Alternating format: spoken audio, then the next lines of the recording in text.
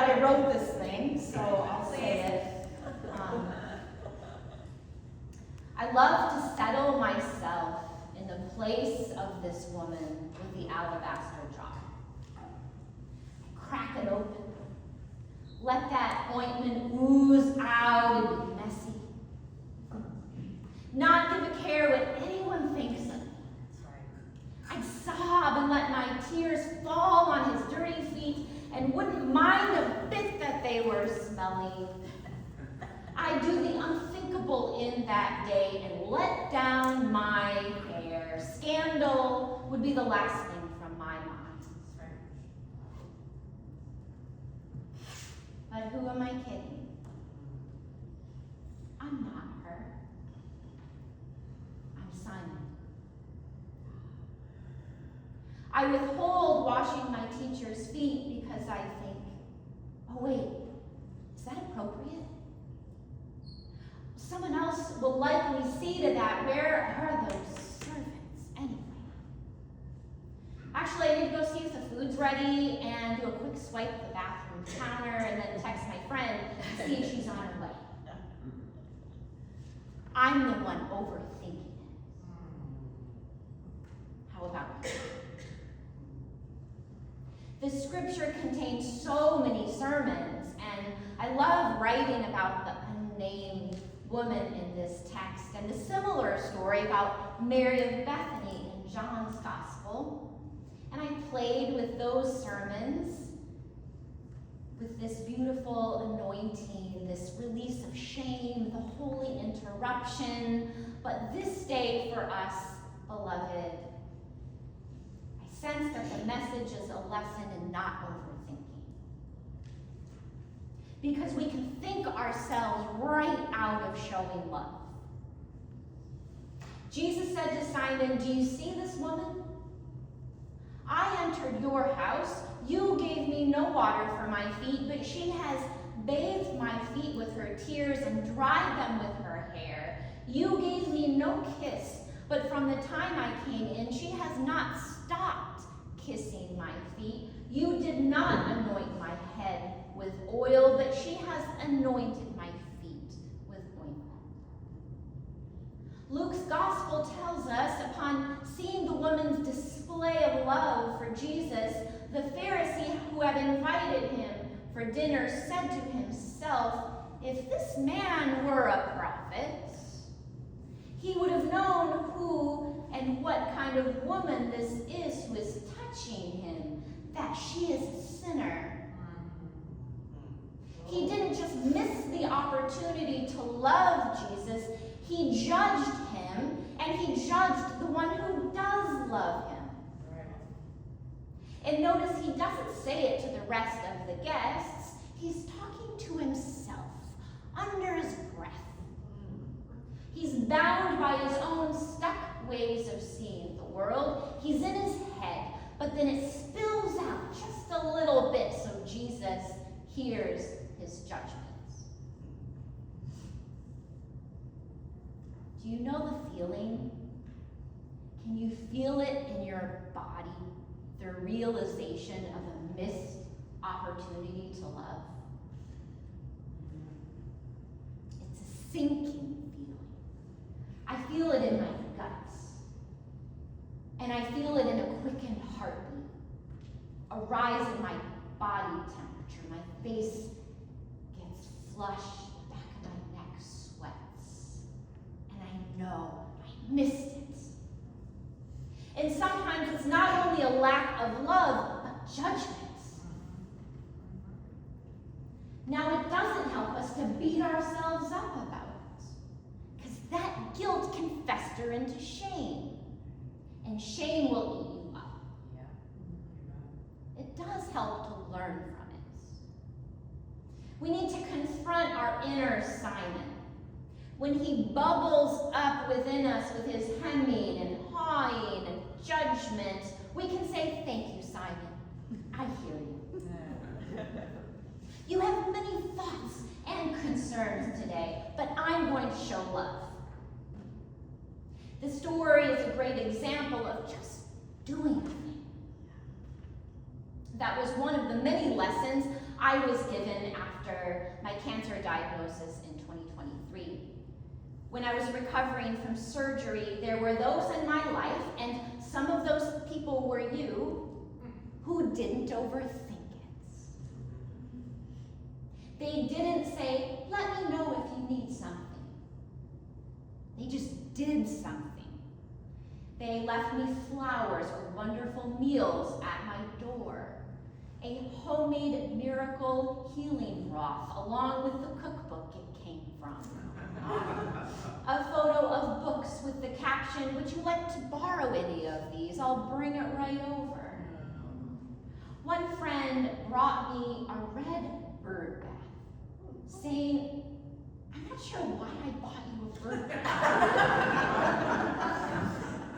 Well, I said, it's because a baby bird has been the symbol of healing that I'm carrying with me.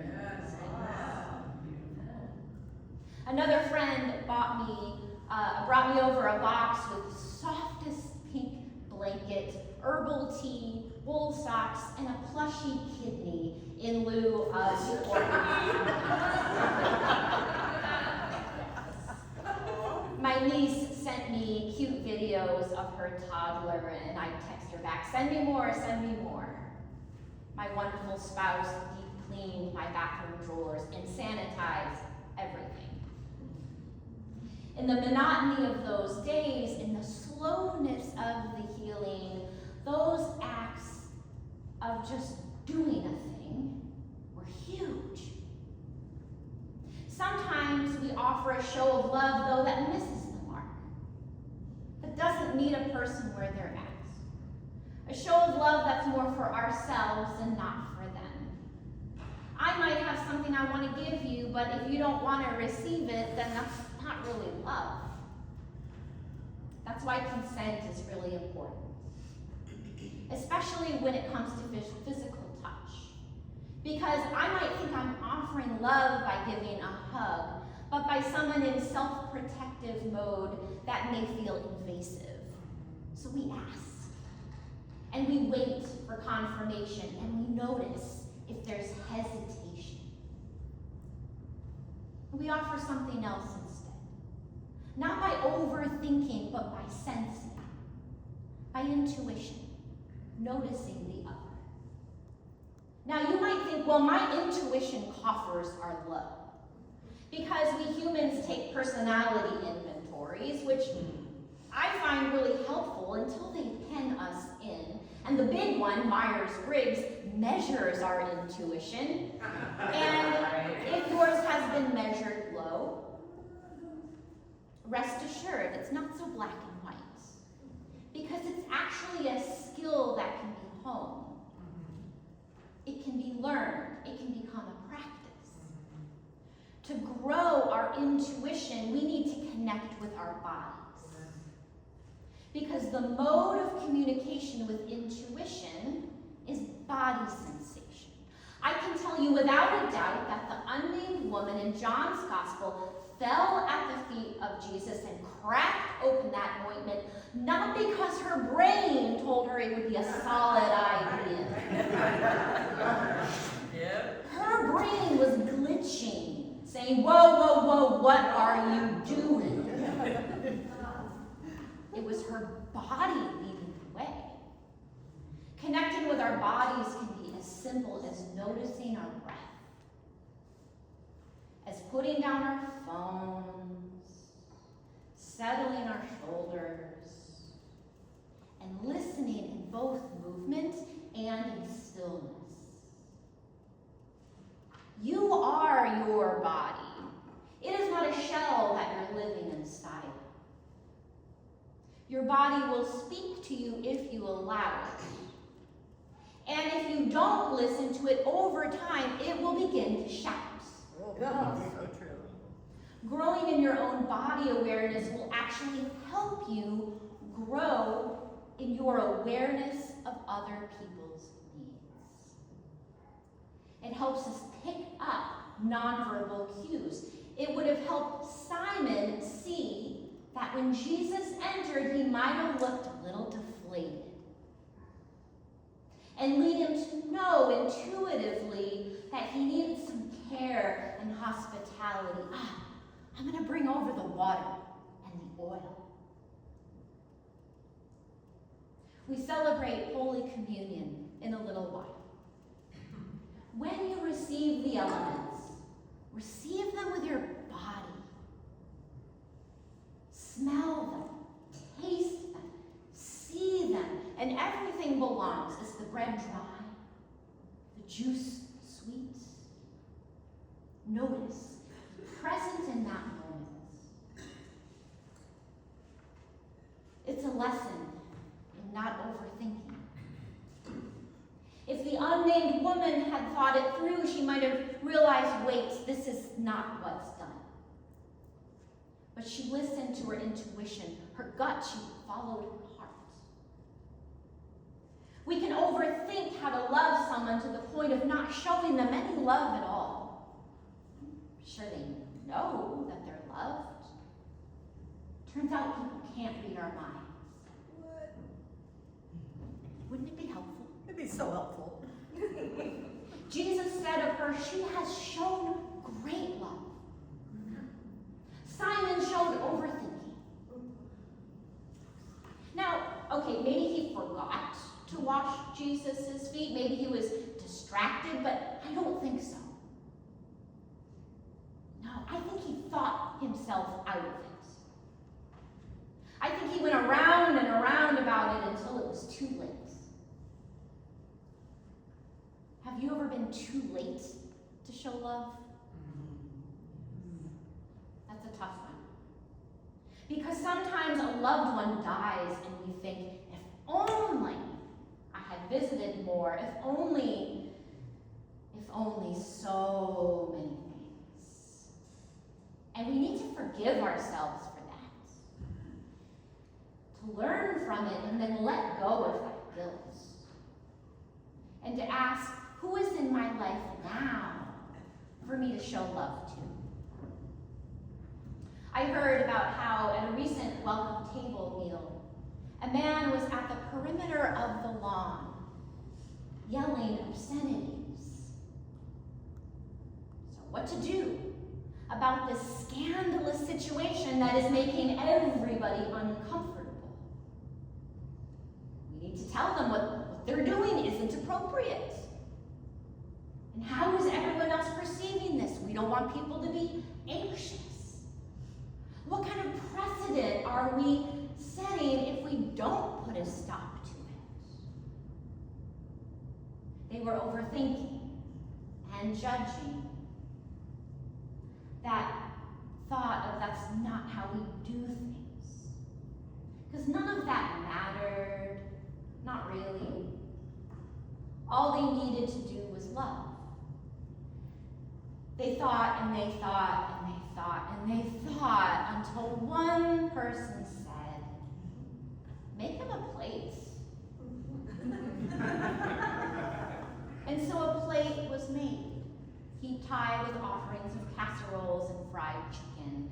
And when two people crossed the lawn and brought him that plate, as they approached him, the man sobbed, I just wanted a hug. And he accepted the hug and the food.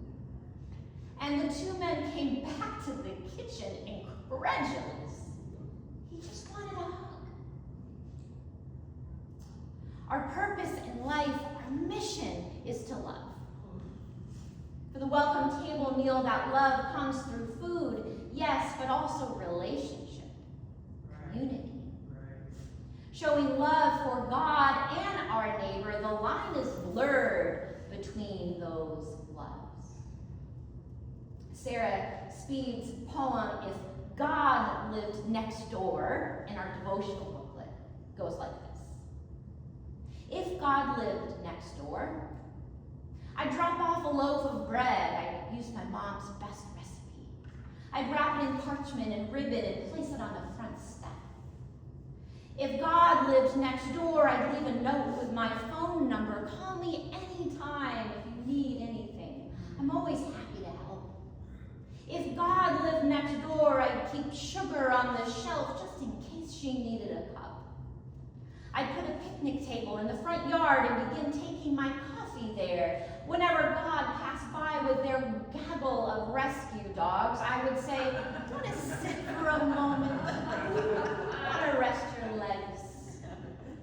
I'd keep a jar of dog treats and water by the mailbox and change my doormat to one that says all are welcome. I'd invite God over for dinner. She'd bring bread and juice. I'd host a block party so that everyone could meet her. I'd start a community garden so that the kids could run between rows of squash and tomatoes while we adults put our hands in the dirt. We'd share stories while we weeded and eat harvest meals at the end of the season. If God lived next door, I'd want to build something beautiful. Then again, who says she doesn't? When we identify more with Simon than with the unnamed woman, let us have some grace for ourselves and start where we are. May we look to the perimeter of the lawn and see God there, because she is. Let us allow ourselves to be moved to action. Let us show love for God and neighbor, and let us not overlook